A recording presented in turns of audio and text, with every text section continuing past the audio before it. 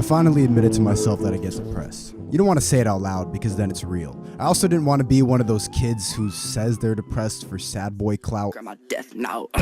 But it's been a tough past couple weeks, man. I've also had the flu for like 3 weeks, the same time I'm going through a depressive period. So every morning I'm waking up thinking, do I want to kill myself or do I just have to diarrhea everywhere? Right before Christmas, I said fuck it and booked a flight to New Orleans and left the next morning. I wanted to go somewhere warm to get out of the miserable brick New York cold. I wanted to visit a great city and also get drunk with strangers. New Orleans is the best place for all three.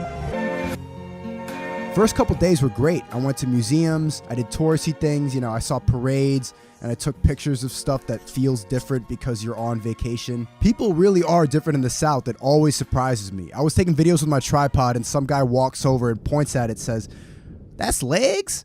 I'm like, how do I answer that and not make you feel as stupid as that sounded? But the third day on the trip, I woke up and felt the same way. I didn't want to move. I just wanted to lay in bed and go on my phone, which sucked because I had made it that far in the trip without touching social media once. At 1 o'clock, I finally got out of bed, stepped outside, and the first thing I saw was this guy getting pulled over, and immediately he gets out of his car, which you don't do, and then he strips naked. I'm standing on the sidewalk with this homeless guy watching this free entertainment. We're laughing our asses off. We see the guy get tased 3 times in the chest and he eats it all. Then he chased me down the sidewalk with his dick out. Nah, get away from me. This all has to do with depression, trust me. At first I felt guilty because my first thought was, this is gonna go viral, which blah blah, influencers only care about fame or whatever, that's for a different video. But seeing a seemingly sane man just driving, then flip a switch like he was on bath salts after I couldn't get out of bed for 4 hours, it made me realize that everybody's got something. We all deal with depression and anxiety. It took me so long to realize that because so many people in my generation use mental health for their underdog story.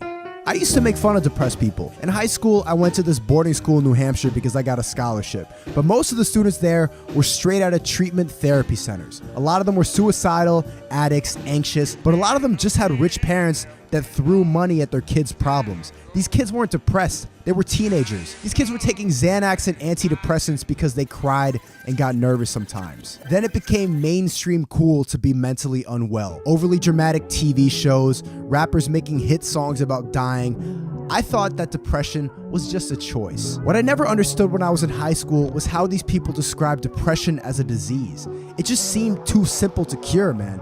Just be happy. The sick part of depression is how it romanticizes itself. When you're depressed, there's a part of your brain that believes it's special because it's broken. You feel unique. You become almost proud that you have a disadvantage.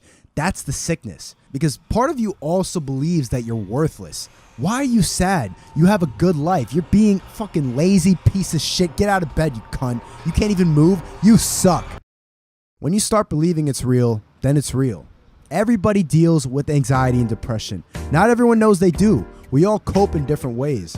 Some people have God. Some people have colorful crystals. Some people have therapy, wine mom night. These are all coping mechanisms. Mental health is complicated, but it's also not at all.